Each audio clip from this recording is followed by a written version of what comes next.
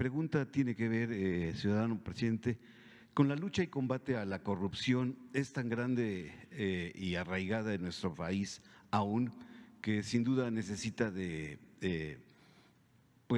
ejemplos de escarmientos, y todo parece que el señor Emilio pues no va a tocar la cárcel, va a tener una pulsera que lo identificará.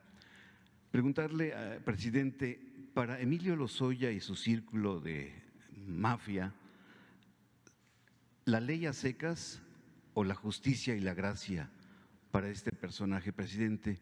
Y en este mismo sentido, los 111 contratos amarrados en las rondas petroleras están en riesgo, y también si con las declaraciones de Emilio Lozoya se podría dar pie a una contrarreforma energética.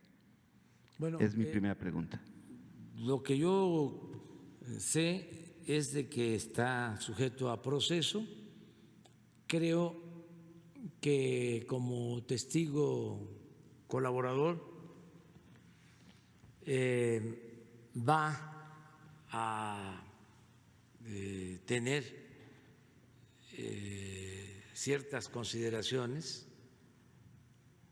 porque lo que se busca en este caso, y lo establece la ley, es conocer más sobre el modus operandi, es decir, que se conozca más sobre los ilícitos, sobre los implicados, se profundice en la investigación. La corrupción era delito grave, señor presidente, hasta ahora. Sí. Entonces, por eso considero que es esta decisión que toma la Fiscalía. Está sujeto a proceso y va a seguir declarando. Tiene que informar. Ayer habló de que va a dar a conocer nombres, y todo el procedimiento. Utilizó un término, creo que su abogado utilizó una frase sobre poder, a ver si la encuentras, porque es muy interesante. Es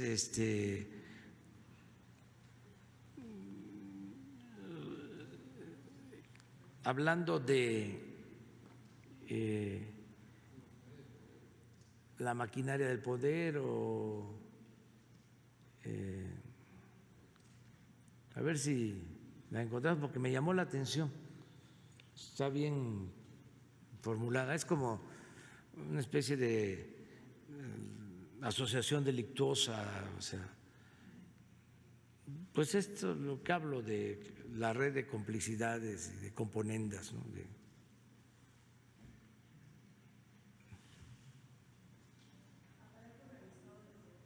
¿Cómo? Ah, eso. Aparato organizado de poder. Esa es la que me llamó la atención. Entonces, hay que esperar a que termine todo el procedimiento.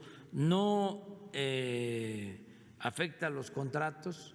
Nosotros hemos hecho el compromiso de no modificar los contratos, las rondas, los más de 100 contratos que se entregaron durante la reforma energética, y vamos a mantener el compromiso de no hacer ninguna modificación al marco legal del sector energético hasta que podamos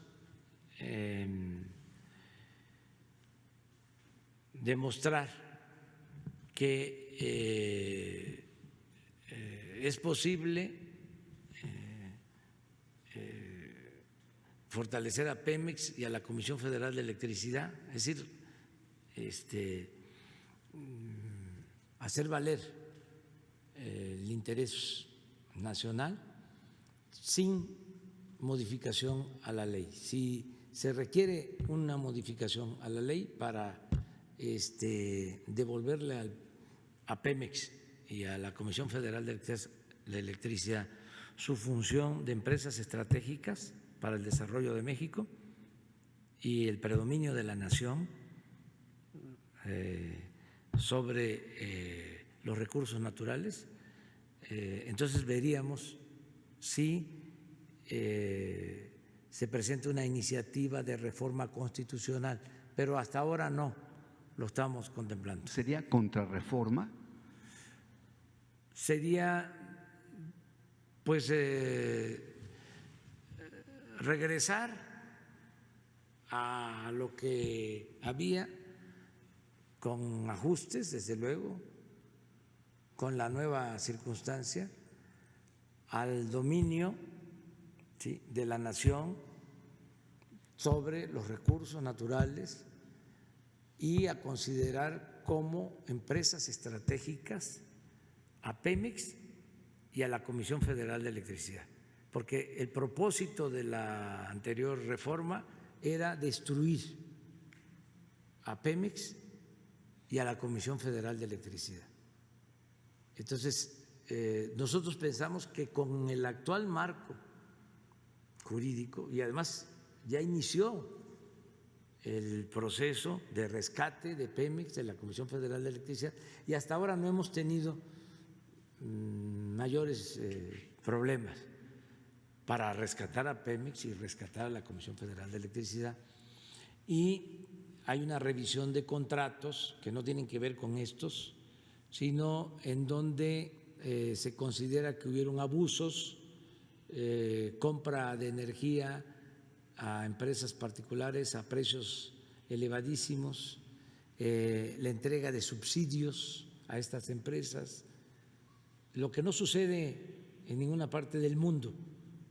Entonces vamos a revisar esto, pero es probable que no se modifique la Constitución. Ahora, si necesitamos hacerlo para consolidar, repito, a Pemex y a la Comisión Federal de Electricidad, no descartamos la posibilidad de que enviemos una iniciativa de reforma a la Constitución. No lo haríamos ahora, lo haríamos hasta el tercer año, que es mi compromiso. Yo dije, vamos a trabajar con el marco jurídico actual, 3 años. Si hace falta hacer la reforma constitucional, la emprendemos en la segunda mitad del gobierno. Esto tomando en consideración de que vienen elecciones el año próximo y luego la revocación del mandato en el 22, ¿sí? Pero si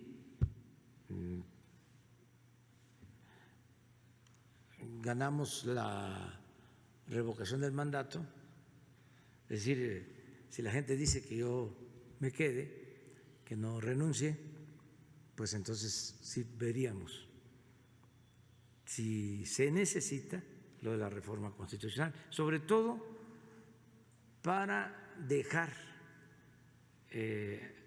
amarrados los cambios, para que no se dé marcha atrás, que podamos dejar todo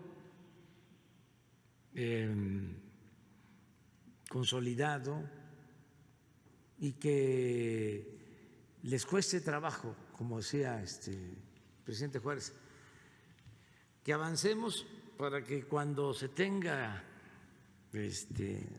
la mala suerte, el infortunio de